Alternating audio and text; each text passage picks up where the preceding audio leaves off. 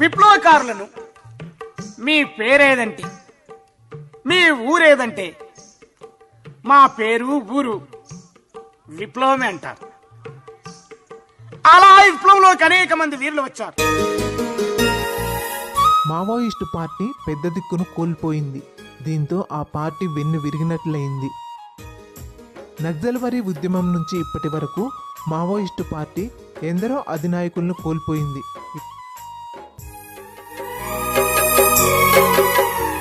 బెంగాల్లోని నక్సల్బరీలో 1967 మే 25న మొదలైన సాయుధ రైతాంగ తిరుగుబాటును అసలైన మార్గంగా గుర్తించిన వారిని నక్సల్గా వ్యవహరిస్తున్నారు. 1968లో వీరంతా చార్ మజుందార్ నాయకత్వాన్ని అంగీకరించి ఆయన కేంద్ర కమిటీ కార్యదర్శిగా సిపిఐ-ఎంఎల్ పార్టీని ఏర్పాటు చేశారు. ఉమ్మడి ఏపీ నుంచి పంచాది కృష్ణమూర్తి కేంద్ర కమిటీ సభ్యుడిగా ఉండేవారు. ఆ తర్వాత ఎన్కౌంటర్లో ఆయన మరణించారు.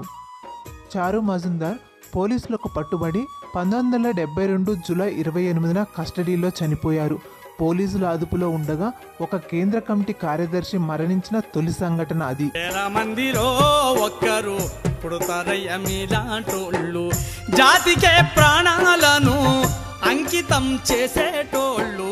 ఆ తర్వాత జరిగిన అతిపెద్ద సంఘటన బస్వరాజ్ ఎన్కౌంటరే.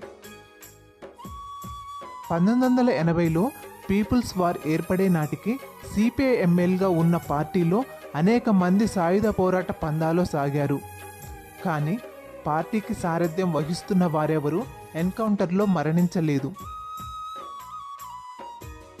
పీపుల్స్ వార్ 1980లో కొండపల్లి సీతారామయ్య నేతృత్వంలో ఆవిర్భవించిన తర్వాత అనేక రాష్ట్ర కమిటీ నేతలు ఎన్కౌంటర్లో చనిపోయారు. ఉమ్మడి ఏపీలో గ్రే హౌస్ బలగాల ఆపరేషన్లో రాష్ట్ర కార్యదర్శి పులి అంజయ్య, ఆ తర్వాత మాధవ్ చనిపోయారు. 1999 డిసెంబర్లో పీపుల్స్ వార్ కేంద్ర కమిటీ సభ్యులు నల్లా ఆదిరెడ్డి, ఎర్రంరెడ్డి సంతోష్ రెడ్డి, శీలం నరేష్ ఎన్కౌంటర్లో మరణించారు. 2004లో పీపుల్స్ వార్ దండకారణ్యంలోని ఎంసీసీతో విలీనం తర్వాత సిపిఐ మావోయిస్టు పార్టీగా అవతరించింది. ఆ తర్వాత 2009లో కేంద్రం మావోయిస్టు ఎరువేత కోసం ఆపరేషన్ గ్రీన్ హంట్ను ప్రారంభించింది. ఇక అప్పటి నుంచి కీలక నేతల ఎన్కౌంటర్లు సెలెక్టివ్గా జరిగాయి. ఆజాద్, కిషన్జీ, పటేల్ సుధాకర్ రెడ్డి, శాఖమూరి అప్పారావు వంటి అనేక మంది కేంద్ర కమిటీ, పొలిట్ బ్యూరో సభ్యులు ఎన్కౌంటర్లో మరణించారు. ఆపరేషన్ కగార్లో వరుస ఎన్కౌంటర్లు మొదలయ్యాయి.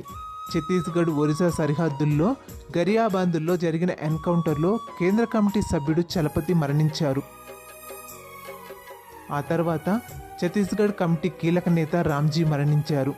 ఇప్పుడు కేంద్ర కమిటీ కార్యదర్శి బస్వరాజ్నే కోల్పోయారు. మావోయిస్టు పార్టీ ప్రధాన కార్యదర్శిగా ముప్పాళ్ళ లక్ష్మణరావు తప్పుకున్న తర్వాత బాధ్యతలు స్వీకరించిన కేశవరావు ఉత్తరాది దక్షిణాది మావోయిస్టు దళాలతో సమన్వయం చేసుకుంటూ పార్టీని నడిపారు. మావోయిస్టు పార్టీని దేశమంతటా విస్తరించడంలో ప్రధాన పాత్ర పోషించారు. కరోనా కాలం కూడా మావోయిస్టులను భయపెట్టింది. తెలంగాణ కార్యదర్శి హరిభూషణ్ కరోనాతో ఉద్యమంలోనే మరణించారు.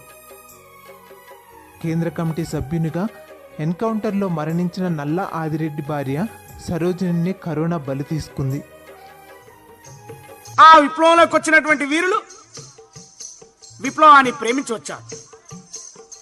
అలా విప్లవాన్ని ప్రేమించడమే కాదు, ఆ విప్లవంలో జీవించడానికి వచ్చారు. ఆ విప్లవాన్ని జీవింపజేయడానికి, జీవితం ఇవ్వడానికి వచ్చారు. అలా జీవితం ఇచ్చిన కామ్రేడ్స్ అనేక మంది, వేలాది మంది ఉన్నారు. మొక్కల్లనా